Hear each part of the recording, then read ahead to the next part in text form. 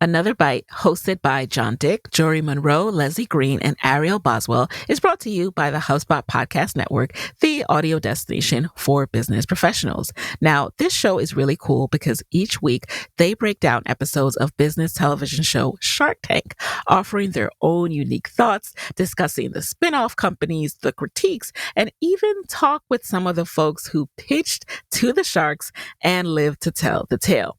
Another Bite takes a fresh look at some of the most loved episodes and even answers what these entrepreneurs are up to now. I really enjoyed their most recent episode, How to Build a Customer-First Community with Glow Recipe, The Lit Bar, and Savvy Naturals.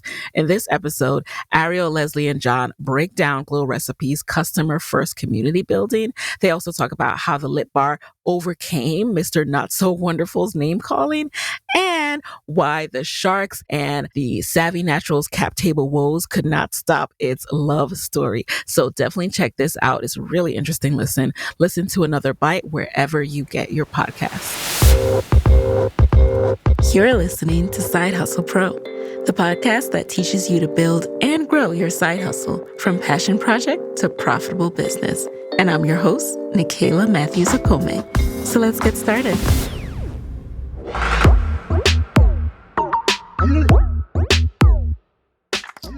Hey, friends. Welcome back to the show. It's Nicaila here, back with another awesome episode of Side Hustle Pro. And today in the guest chair, I have Ehime Eigbe, the founder of Sweetkiwi, an award-winning woman and minority-owned better-for-you CPG food brand, which is whipping up the frozen dessert category and reinvigorating the space through uniqueness, nutrition, functionality, and taste.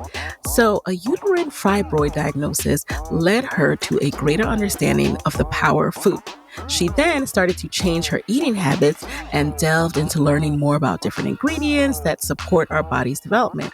Sweetkiwi was born from this labor of love. She has led the Sweetkiwi brand as it launched the whipped Greek yogurt she formulated in her kitchen onto the shelves at grocery stores. It can be found in the Whole Foods Market, Walmart, Kroger, with products in just under 2,000 stores.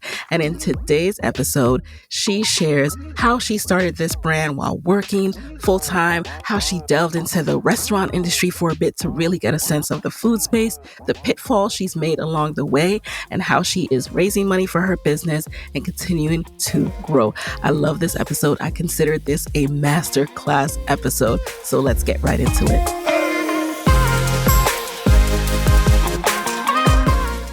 All right. Welcome to the guest chair. Can you quickly just introduce yourself, who you are and what you do?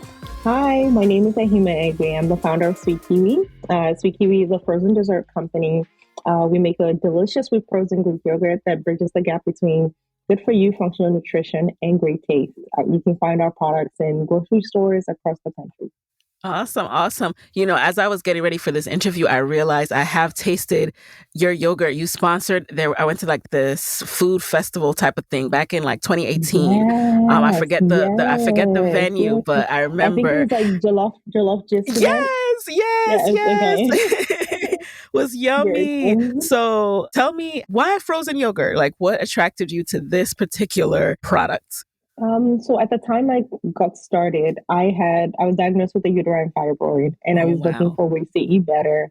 And I did like a complete meal haul. I just felt like I could beat this by just eating better, getting more nutrition. Mm-hmm. I really struggled with the dessert part of things just because I'm a big sweet tooth. It was hard to get through my days without something sweet. Like, I'm a big chocolate eater. Mm. I love my ice cream. And I would always say, oh, it's Sunday. I could just have one little pint of something, but I had to start holding myself accountable. Mm-hmm. I'd go to the grocery stores, try all the ice creams, the light ones, the healthy ones. I would take one spoon and then it'll be in my freezer for the next 2 months. So it's cleaning day, and then it'll end up in the trash. And I just thought that there could be a better way. Maybe I like Greek yogurt, and I thought, okay, maybe I could use Greek yogurt because it's high in protein. So something, right. My focus was more around nutrition, just getting more nutrition. And if I could do something that had like a high protein content, less fat, and frozen yogurt was kind of blowing up at the time, but then I would go to the stores as well, and it'll be low fat, but like crazy sugar. Mm-hmm. So I wanted to do something that was a great balance, really low sugar, great tasting still, but had like some really great nutrition. And I was making this stuff in my kitchen. I had like a mini like churning thing. Wow. And I started making it and I would take it to work and my friends really loved it. And that's basically how we got started. Nice. Now, when you got started, you were primarily thinking of just creating something for you to eat. You weren't necessarily thinking of creating a business. When did that Exactly. shift? I think the shift happened. One day my boss was like, you could do this as a business. And I was like, that was kind of like a moment for me, like a spark where I was like, me, like, I Yeah. never saw myself as a business owner, entrepreneur. I was like, I like getting like a paycheck every 2 weeks. I've never really thought beyond like what I was doing at that time. After he said it, like it kind of stayed with me. I kind of dismissed it when he said it, but it would come back to me. Like I'd be asleep and those words kept haunting me. And something just told me, like, step out, try. So I started, I got a job working in the evenings at a restaurant. I would just try to learn how to even like go about like running something, being in the food industry. So I would get out of work. I used to work for Citigroup. I would get out of work. I would go work for a company in the evening, like a restaurant, just getting to know how like you operate. Because I was thinking of opening like a yoga shop. Okay. So I just wanted to understand, how do you even run like a food A shop, food shop. Wow. And so it was crazy because I would be at work at 7 in the morning, get off work at 5, be at the restaurant by 6 and work till midnight, Whoa. and then be back home and have to be up again at like 4 or 5. But then at some point I realized the best part of my day was that 6 hours in the evening at the restaurant, meeting new people, just, making the food. Like that was the best part of my day. And I had a great Wow. job. Yeah. And that was the point for me. The minute I identified and I realized that this was the most exciting part of my day, that was when the shift happened.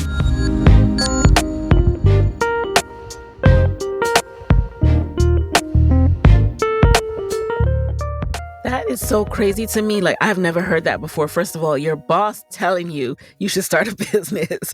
That is really supportive. How did that come to be? Where you actually brought it to work and said, "Hey, taste this," No, I would just generally bring my food to work. Like Yeah. because I started meal prepping before, we all used to eat out, and I had a really close team. Like even till today, like most of my teammates are like, we're really close. Yeah. And I would bring like my lunch to work. We used to have potluck days, but I would also bring my dessert. And my friends are like, "Oh, what do you bring today?" And they're just kind of like, "Oh, can I taste that?" I would make like some okra. I would make like okra soup. I'm sure, which Yeah. since you're married to Nigerian, I'd make my little okra soup. I would make my little different things. And then it's dessert time, and I'll bring out my little yogurt, and they're like, what's that? And so um, that's how it all started. yeah, and in my job also, we had like different people who would bring stuff to sell. Like I had a Okay. friend whose mom would make empanadas, and she like, oh, everyone's like, put me down for an empanada, God. put me down for I remember, for like yeah. a taco. Just kind of I've like seen people do making that too. scenarios. Yeah.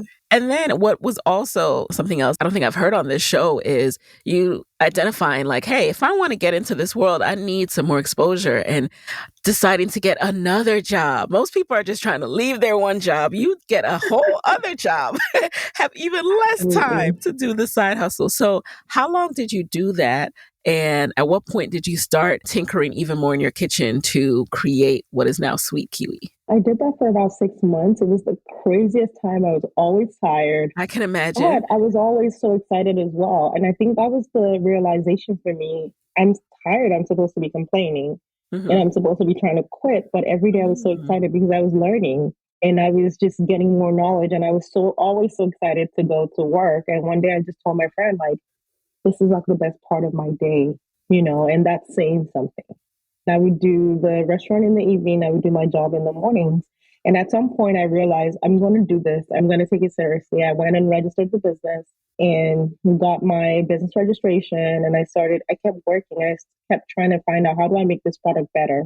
Mhm. So I found out about Penn State. I went to Penn State to do ice cream manufacturing. I did like a dairy processing course as well, just trying to figure out how to make the best products. I started traveling across the country, going to meet ingredient suppliers, equipment suppliers, and just putting together a business plan. That is so Like, this is so inspiring. I mean, you were identifying things you probably didn't even know exist, right? Like, oh, this dairy course, and Mm-hmm. just truly get into the core of what does it take to make this product. And because you were working full time, I'm sure it wasn't cheap, but you at least, Mm-hmm. you could invest in yourself because you had your full time job. And it's also from learning from other people, like podcasts like yours as well. Like used to listen to podcasts, and I Yeah. remember listening to a podcast where the founders of Ben and Jerry's had said that they went to Penn State to learn how to Ooh. make ice cream, and I was like, "Oh, Penn State," and I wrote that down, and and I reached out like, "Oh, let's see what does Penn State have," and Yeah. that's how you start to grow and you start to find Right. information. So listening to podcasts, like just trying to find out what information is out there, Hmm. finding people who've done it and figuring out how did they do it, how can I do it? And it's not about copying them, but just understanding what the options are so Yes. you can find the best path for yourself.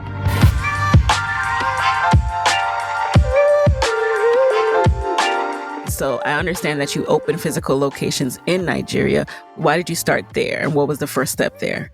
So I was about to open a physical location in Dallas. I had literally worked with this machine company. I'd worked on the product. We were literally about to sign a lease and open up. And then my brother was getting married in Nigeria. And I had gone home for the wedding. I think it was my cousin, my brother, one of them, but they got married like very close to each other. I Okay. was in Nigeria at the time and just thinking, and if you've ever been to Nigeria or I'm sure you kind of can relate to this as well. At that time, I was on such an intense diet, and it's Hmm. not a diet; it was a lifestyle of just eating better, very low carbs. I'm in Nigeria, and every event we went to at the Low wedding carb was in all Nigeria. rice, rice. And I still remember my cousin bursting into tears at the party we were at because she saw like a tray of rice coming out. Uh-huh. Because she was just like, and I was like, oh, what happened? Did someone hurt you? And she was just like, I can't do another plate of rice, you know. And it just clicked to me like this was a market that had no inkling about how to even eat well, Mm. and I definitely saw an opportunity. There was only one ice cream store in the country, one in the country, in Lagos in particular. We wanted to go get dessert as a family. That was the only place available. And I didn't eat that. Mm-hmm. So I was like, I've not been home in a long time. I didn't know what it was going to be. I didn't have any friends in Nigeria. All my friends were either in London or in the US. It was such a disconnect for me. Like I was supposed to just go for the wedding and go back home to my life. Mm-hmm. And I just found myself thinking about what if I open here? And I've always loved to travel. And for me, it was like just to experience something else. Was it daunting at all? Because you had been living in Dallas. So even though that crossed your mind, was it at all terrifying to think about just completely switching gears and deciding to open somewhere else? It was. But the thing was, it did feel right. I felt like I'd not kind of lived in the same place as my parents in almost 20 years. I just not been around them. Like I was there and things just started to feel right. And I kind of wanted to explore what this could be, and I listen to my instincts. I listen to how I feel. I listen to my gut. If it's telling me something, I've always been a traveler. Like I've always been the kind of person that could pack up and go live in another place. It was scary. Packing up to live in another place is different from packing up and going to start a business in a place where you know no one, and especially Yes. when you've never run a business before. So Nigeria was in fact really scary. It was very daunting. And at that time, I was even a different person. I was not the kind of person who's going to be reaching out to you to say, hey, I have this business. I was in social. I was a very quiet person, very reserved. I didn't know what it was all going to be. I just had an instinct Pulling and you there. it just felt right. And so I was like, I'm going to go start this thing. And I went and it just started working out.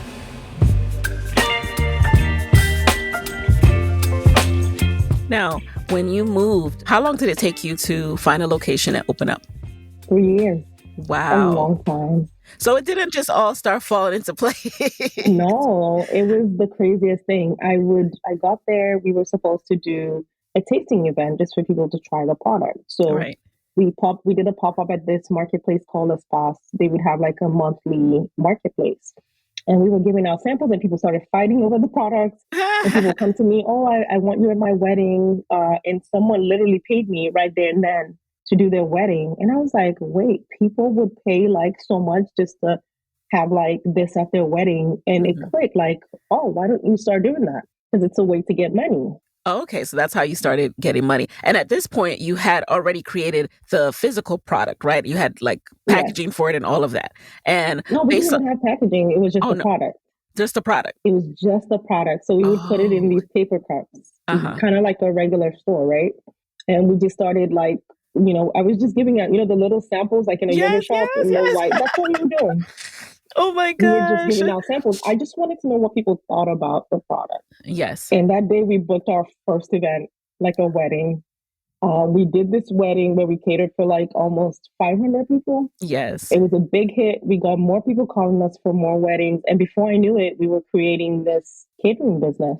That is awesome. And I'm sure, people wanted to have the new, like, oh, this hasn't been Really, at a yeah, wedding before.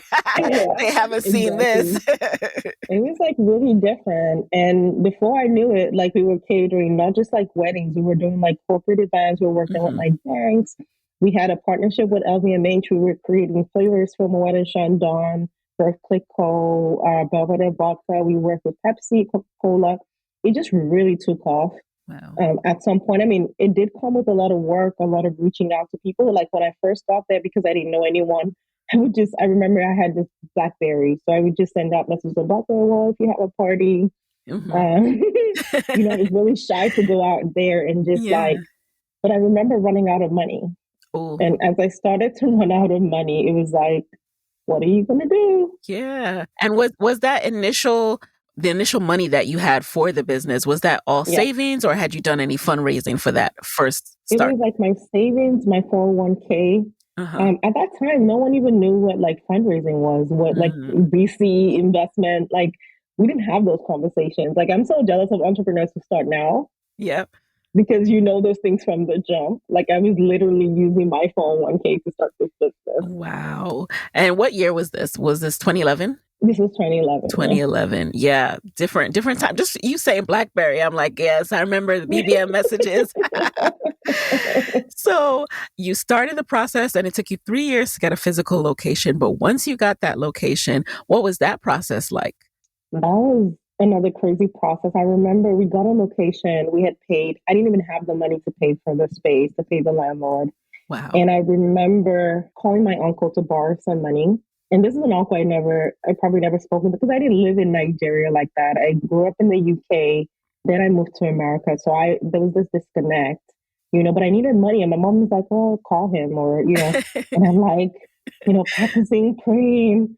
And like finally, but because I wanted it so much, I called and I was like, so I can't remember what he told me, but between him and my mom, I got the money.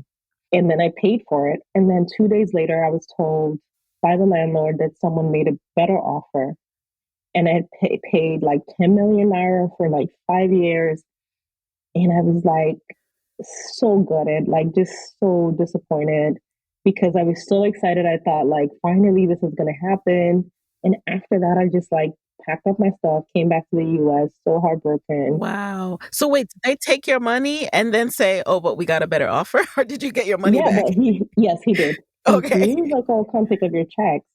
And I Mm, was like, wow. what? Mom kept telling me it's not yours. And I'm like, don't tell me that. I really Yeah. wanted the space. I really wanted the space. And I came back to the US for a while because I was just so heartbroken. And then finally, I kind of told myself, you know what? You're doing really well with catering. Go back and focus on that. I came back and we were focused on catering. We were doing some amazing stuff. We were working with Pepsi, doing like massive concerts, 5,000 people, growing really well. And one day my mom calls me and she's like, I saw this place. It's on a major street, kind of, because it had a back entrance, but the back entrance was on a major street and you were going to have to open it up. She's like, yeah, no one's doing that yet. And I don't know if we're going to be able to get a permit for that, but I think we should go talk to the owner. And so we go there, and I'm like, Mom, I don't want another heartbreak. Like, Mm, that was too painful. I don't know that yeah. this is for me. She's like, let's go. Hmm. And we get there, and I'm like, of course, it has a sign saying for sale. I'm like, I can afford this. It's like for sale, and it's like 90 something million. Like, I don't have that. Yeah. And my mom Naira. was like, let's just go talk to the owner. We go talk to him and he's asking all these questions. He says to me, but how much you have? And I'm like, over I have a savings of like 10. And he's like, if you give me that and we have a contract, you can pay in installments, I'll give you the keys. I was like, this guy is just trying to scam me because no one does this. Like, this is You're right. for sure. But I don't know, it just worked out. We paid him the money. We were doing the installmental payments. He gave us the keys. And that was how we got like the permanent space that we have now. And so how long did it take you to open it?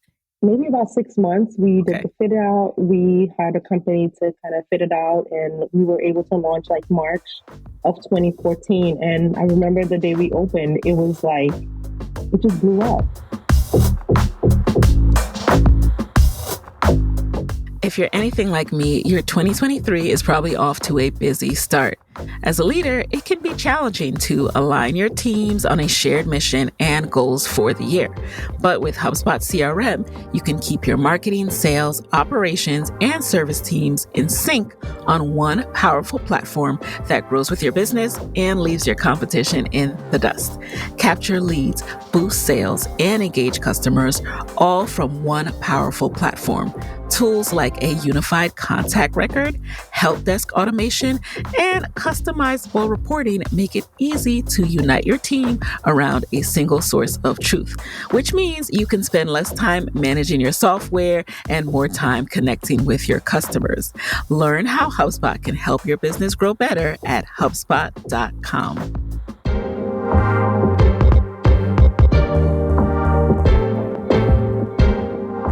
Why was it so important to you to have this physical location? What is it about the experience of the frozen yogurt experience that you wanted to bring to Nigeria? I just wanted to create, like, I remember how I felt the first time I walked into a frozen yogurt shop. It was all joy. I was like, what kind of place is this? I still remember my friend Nancy from work. She would always say to me, oh, I'm going to have some yogurt for lunch. And I'm like, lunch? Like yogurt? Why? And she's like, and one day she drags me with her, and I'm like, what kind of place is this? It's so bright, it's so pretty. I fill up my cup, I'm walking, I'm like, no, no, no. My two sisters are not gonna let me enjoy this, so I'm gonna fill up other two cups. It was just that feeling of joy I wanted to recreate, like just being in a space that just like, you know, fills you up and just, gives you that sense of wonder. And you get to choose your toppings and it's like Toppings, exciting. whole It experience. literally is like being a kid in a candy Mhm. store, just feeling that excitement of I get to choose, I get to pick, and it's as much as I want kind of a thing. Absolutely. Like, and that's what I wanted to create and being able, and I was so insistent on that. Like every time with the contractor, I'm just like, no, I know what I'm trying to do. And this is what I want to create for people. And I still remember the launch. I was tired. I was exhausted. I was worried it wasn't going to work, but I think we blocked out the whole street. And I was like, wow. Nice. But also, what came to me in that day was like all the work we'd done for the last 3 years paid off because we had built like a fan base. We Yes. had built so much partnerships. Like Moet and Chandon even sponsored the launch because we had What? built partnerships. We had built like so much community.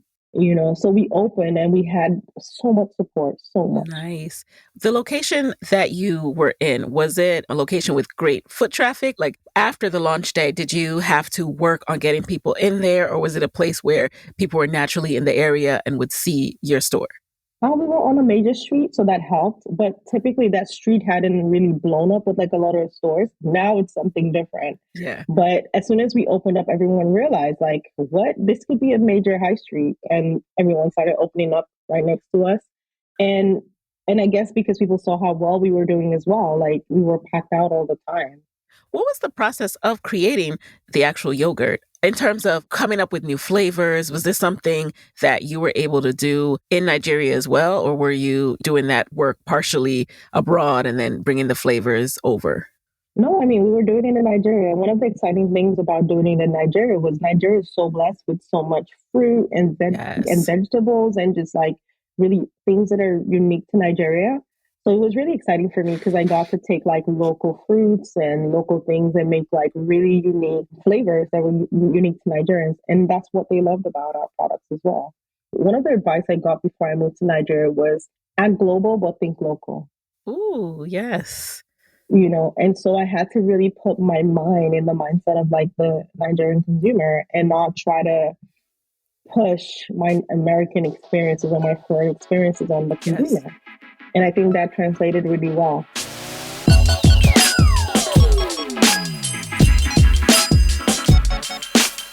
So now that you had a physical location, was the financial piece of starting the business starting to get a little bit better? Was the profit good for, now you have overhead and now you're paying people. So how did you manage that part?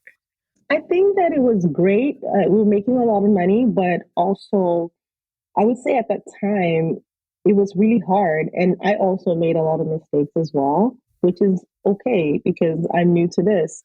I think we were doing so well that I thought we need to open more stores. Ooh. But we didn't have the funding for that. So everything is self funded and cash is really tight. We would save up a lot. So obviously, some things were suffering. Yep. But we were so focused on growth. And that's one of the things I learned. Like sometimes you have to make sure the foundation is solid before you build on it.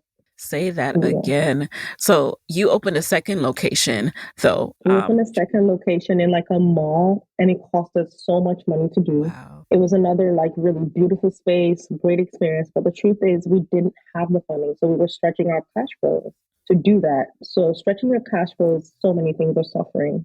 Yeah. How did you overcome that, or is it something that you're still working through? Definitely still working through it. We opened another location. We ended up with 3 physical locations. And also going back to understanding the market, something that I later understood was the market was every time we would open a store, we weren't adding new customers, we were cannibalizing our current customers. So that was the biggest learning. Nigeria is a place where there's only like a 10% of people that can afford the products that we were making. And kind of like opening more stores around those people meant you're taking customers from the one store and splitting them in 3 stores. But we're investing. And the whole point of investing is to bring on new customers, not to cannibalize the customers that we already had. You are preaching right now. You are teaching a lesson. You are teaching a lesson in expansion, in planning. Oh my goodness, this is so interesting. And then through all of that, like at what point did you decide to come back to the US and start to look into getting onto grocery shelves? Like, so you're switching the business model a bit now. You're going from physical locations to packaging and replicating that experience, but on grocery shelves. I think we're coming to the US. We had a miscarriage. So I got married. I met my husband in Nigeria. He was from the DC area. He was filming The Apprentice Africa in Nigeria at the time we met, and we got married. And we were pregnant with our first child, and I had a miscarriage, and I was really ill for a long time. And I was in America, and just going through depression, working through all of that, trying to figure out how to grow the business, how to basically solve all the problems that we were having. Right. Also, Nigeria had a new president, and economically, we weren't doing well either. And that also was affecting the business. So I was in this new space. We'd moved to Virginia. And honestly, I really wasn't thinking about business. I didn't know what I was going to do. I was just in this really confused state of like, I just needed time for everything. I just needed to figure out like my pain, and I needed to figure out all the stuff that was happening inside. And I think I started to also be burnt out because it's a lot to grow a business like that. 3 store locations, we're doing so well. I mean, at that point, we're done over almost $5 million in revenue and just like growing and so many demands as well. And I couldn't take it. I wasn't mentally in a good place to lead a company. I couldn't even lead myself at that time. So I wasn't in a good place. So I was just in a space where I was like just sitting and just trying to figure stuff out. Yeah. And it just happened. Like I was walking down the street in Georgetown, came across this place that said frozen yogurt shop coming soon. And I just thought, you know what, let me go in and figure out if they'll let me come test recipes here. Maybe it'll be something to do so I'm not sitting at home and getting more depressed. And I went in and the person was like, oh, I know you. And it was like, I did some research into frozen yogurt companies and you came up and he wanted me to partner on building out this store in Georgetown, which I did. But in the process of doing that, it reminded me of why I love doing what I do. So it brought back like my reason, my why. It reminded me of the why. And that just re-sparked the fire. And before I knew it, I was like restarting Sweetkiwi here. getting all these catering contracts. Because I mean, it's always a great way to get into the market because that was Yes. something I learned from Nigeria. We would do catering with like companies like Bazuto, Great Star. We would do resident events for commercial and residential buildings, and people loved the product. And one day, the kitchen we were working out of approached us and asked us if we wanted to be part of the accelerator because they thought the product was so good. And we had this open day. There was a rep from Whole Foods who really loved the product. And Nice. I was like, wait, what? Like, there's a Whole possibility we could Foods. get into Whole Foods? What? And I was ready. I was like, you know what? I'm ready to do this. And I think it was just coming back into that better mindset. And it wasn't just that. I also started doing therapy as well, and I started to feel better. I started to come back to the light. I started to remember that this is what you love to do. It's never been about running the business for me. It's always been about the product. And I Yeah. felt like when I could step away from the business of it and go back to the product, which was my why, I started to feel better.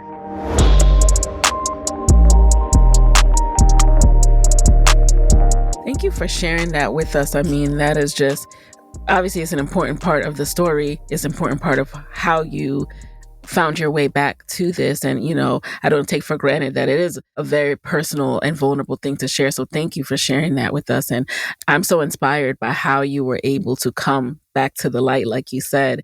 So once you did the accelerator and Whole Foods was interested, was there a learning curve in now packaging this product while keeping the same taste and quality and life cycle? Absolutely. I mean, it's been a learning curve every day. Even until today, we're still learning. Right now, we're learning. I'm literally at the facility learning because for Yeah. every stage, as you grow, every stage is going to need a different you. It's going to need Yes. almost a different product, even, Mm. a different way of doing the product. So we started in this kitchen where we just have like a small freezer. We're learning Mhm. that, learning how to package, learning to make sure it's ready for the shelves. Right, right. Learning as much as we can in this community. And we were surrounded by a community of people in the food industry. Yeah, people in the food industry, just learning every day. I really love that because it's like learning from each other. And these were like people who were just like me, Black owned businesses, people of like from different backgrounds as well. But I love that this time I was building the company in a way that I was really proud of with a Yes. community focused approach, and I was learning so much and I was growing so much. And I was I was so amenable, taking advice and Yes. being ready to do the work and just being able to go with the flow really quickly, make the amendments that we need to make and keep going. I saw that you also started to go after a lot more grants and things like that. What were some of the programs that you did and how did they help you to move the business forward? I think every single program that I've done, no matter how small it looks on the outside, has been Yeah. impactful to my growth. It's all about building community. Outside of the money, we've done like Luminary. They were the ones who pushed me to apply to Walmart when Walmart had an open call because I thought we were too early and Walmart wouldn't care. But the founder of Luminary, she was just like, "Well, just throw in your application and do it anyway." And I did that, and we get an email saying, "Congratulations, you were selected to pitch." And I'm like, Wow. wait, what? And I remember going to the founder of Black Gold Ventures saying, like, oh, I have to pitch to Walmart. I don't know how to do this. Because we've only ever pitched to Whole Foods. And she was like, well, I can introduce you to someone at Walmart that may be able to help you. And we set up this call. We're going through everything. And he's like, just giving me some advice. And at the end of the call, I find out that he's my buyer and he's who I'm pitching to. He didn't even know that What? because he Wow. thought that we were refrigerated. So he Yeah. didn't know we were a frozen product. Okay. So he was just trying to work with me and just Mhm. give some advice. Mhm. And then at the end, he asked me a question about my competition, and I named a few brands, and he was so confused. He's like, "Wait, are you frozen?" And I'm like, "Yeah." And just like He's that, like, we were in wait a minute. Walmart. Yeah, he Wow. was like, "Wait, like, yeah," because he was telling me about the other buyer Yeah. and what to do, and it turned out it was him all along. Um, What did that take though to go into Walmart? What does that look like from a production standpoint? Did you already have a manufacturer to make that happen? No, it was a lot, like trying to raise money in time, trying to find a co-packer. That didn't happen. All these things didn't even really happen. So we just had to get more people in and keep making it at the facility. we just had to do whatever we had to do to make the best of this opportunity. And those are part of the learning that you Yes. learn as you begin to scale. And at what stage did you get the co-packer? Just before we were about to launch into Walmart, but it wasn't enough time to get the products to Walmart. Okay. So there's a deadline for everything. Yep. And we're trying to, in this world of food, like trying to figure out where's the co-packer? How do you find a co-packer? Where do I Yeah. even start?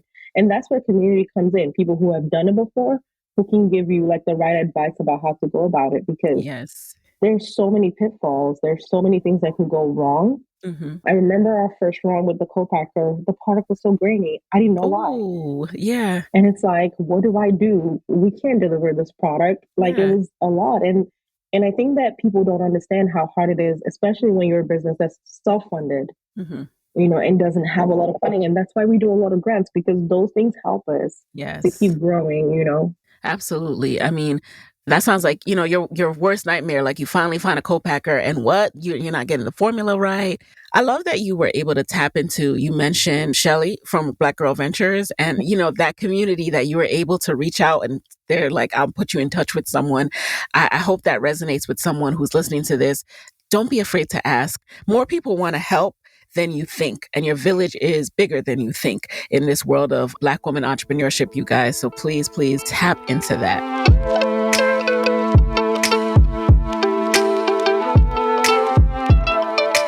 So now I see, as we speak, you're actually a finalist for another kind of grant program or something like that. So I see you on your grind. So what is happening literally right now in the world of Sweetkiwi? Like, what are you building? What's going on? What's the expansion that's happening that's requiring more and more funding? We keep growing. So we're launching in Giant Food next month. We're Wow. launching in CVS at the end of the quarter.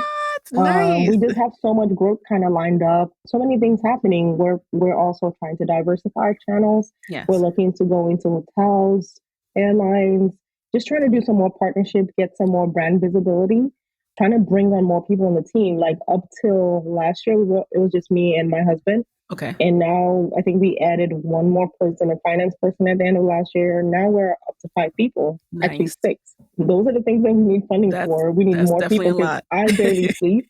Last year I had a baby in October. Oh, congrats. I was doing Black Ambition, pregnant the whole time, trying to figure out my pitching. Wow. And I literally had a baby in October and I haven't had one day of maternity leave. Wow. Not one day. Like I'm literally breastfeeding on a call. Just like trying to balance everything. And I have a toddler as well. I have a 3-year-old. Wow. So that's what we need funding for. I need to be able to say, I've had a baby. I need even a week. Yeah. Can I get a week of maternity? But I can't do that right now because we're not funded. Mm-hmm. And work needs to be done. Wow. It does. It doesn't stop. It doesn't stop. And then how do you manage what's happening with the physical locations as you're doing all of this? So I've learned to build teams. Like I think one of the great things in Nigeria was building a team that could basically take over from me. I really believe in empowering your people to make decisions and to work, like knowing how you do things. And I think that that's been allowed me to grow the business on this side. And one of the things I'm doing here as well is building teams.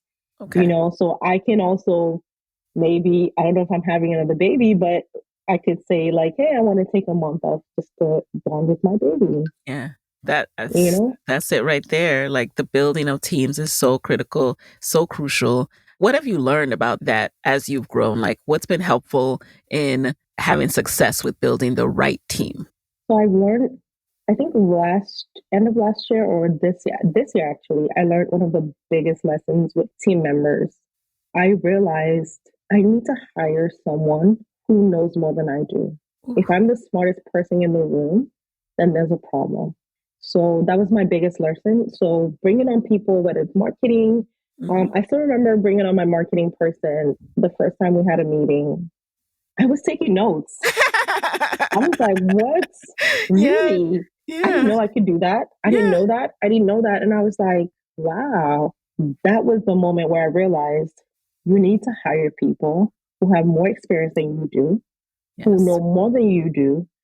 I mean, just like hanging with all the people that I are on my team now, I'm always energized. energized because I don't feel like I'm carrying the company on my back and dragging it. I feel like we're all lifting together. It makes the load lighter. And I love learning. So I love the fact that I'm around people that I'm learning from daily. And that was the biggest learning for me. I need to always bring on people who are better skilled at what they do than I am. And Yes. I'm going to always be, going forward, the least smartest person in the room. That's some quality advice right there. Before we jump into the lightning round, you touched a little bit on how you're scaling and things like that, but I'm curious to know, as someone who started at first with just wanting to create healthy dessert for themselves and now has this empire that you're building, what's your vision for Sweetkiwi these days? I think my vision is to basically get the product into the hands of more consumers, help people eat better and know that they have better options. We definitely want to grow this. I want to grow this into other markets, Yeah. other countries, definitely eyeing Canada, definitely eyeing Europe. I definitely want to build something that lasts and show people also that Black people are able to build businesses that are sustainable Yes. and that can transcribe time and go beyond the normal expectation is. One of the things that we do or we started doing is we also started giving 1% of our profits to organizations that support Black owned business, Black female entrepreneurs in their journey. And we just partnered with Black Girl Ventures to do that. And that was something that was so important to me because I know how hard it's been for me to get to where I am. And if I can make that journey easier for someone else, I definitely want to do that. So now let's do a quick lightning round. So here's the deal. You answer the first thing that comes to mind. Keep it speedy. Are you ready? I'm ready. All right. So number one, what is a resource that has helped you in your business that you can share with the Side Hustle Pro audience? Black Girl Ventures. Yes, yes. I will link to that, you guys. Speaking of that, who is a Black woman entrepreneur who you would want to switch places with for a day, non-celebrity, and why? Founder of Miele. Ooh, yes. Mayel, she was on this show and yeah, she is doing the thing. Number three, what's a non-negotiable part of your day these days? Spending time with my kids. Yes. Number four, what's a personal habit that you think has significantly helped you in business? Persistence and resilience. Don't take no for an answer. Yes. Keep knocking on the door. It'll open eventually. And then finally, what is your parting advice for fellow women entrepreneurs who want to be their own boss, but are worried about not having a steady paycheck? I think that you just need to go for it. You can't be two ways about something. Whatever you pour your energy to, that's what grows, right? So you have to decide. It was scary for me losing my job as well, but I realized if you're going to do this, then do it. There's always room. Like someone said to me, there's no such thing as a failure. You don't fail, you learn. Even if you go back to the old job. And that was something that I never mentioned. There was at the time when I was at my lowest and I had that miscarriage, I went back to work. I went back to work for JP Morgan. My team members had become like managers at JP Morgan and they saw I was struggling and they allowed me to come back. Wow. But guess what? I built something. It was doing really well. I wasn't doing well. I had the opportunity to go back to a space where I felt safe. Yes. And when I was good again, and it was one of the most amazing times for me because I was really supported by the same team members that pushed me to start my business, supporting me again through this dark time and just being able to get up and go to work and do something and see people that I love every day. That really helped me get out of my depression that I was in. But I didn't fail. At that time, people were like, is she closing down? She took a job with JP Morgan. Is she done? Did this fail? I didn't fail. I can take a pause. I can take a break. And I can come back. And I've come back even stronger, even better. But now I'm okay. There's no such thing as a failure. You only fail when you give up. So you just never give up. Keep at it. Be persistent. It'll happen. I love that. I love that. That's it. That is so inspiring to me. I hope you guys have gotten so much out of this episode because I just think this is a masterclass in entrepreneurship right here. So, Ehime, please let us know where can we keep in touch with you and Sweetkiwi after this episode. Absolutely. You can find Sweetkiwi at Sweetkiwi USA. Nigerian company is at Sweetkiwi Yogurt, and I'm at the Ehime TheHime. Okay. You can definitely reach out to me. I am very easy. Love to help other female entrepreneurs. So this is how you can keep up with me. Thank you so much for having me on the show. Thank you for being here. And you heard it here, you guys. There you have it. I'll talk to you next week. Hey guys, thanks for listening to Side Hustle Pro. If you like the show, be sure to subscribe, rate, and review on Apple Podcasts. It helps other side hustlers just like you to find the show. And if you want to hear more from me, you can follow me on Instagram at Side Hustle Pro. Plus, sign up for my 6-bullet Saturday newsletter at sidehustlepro.co/newsletter. When you sign up, you will receive weekly nuggets from me, including what I'm up to, personal lessons, and my business tip of the week. Again, that's sidehustlepro.co/newsletter to sign up. Talk to you soon.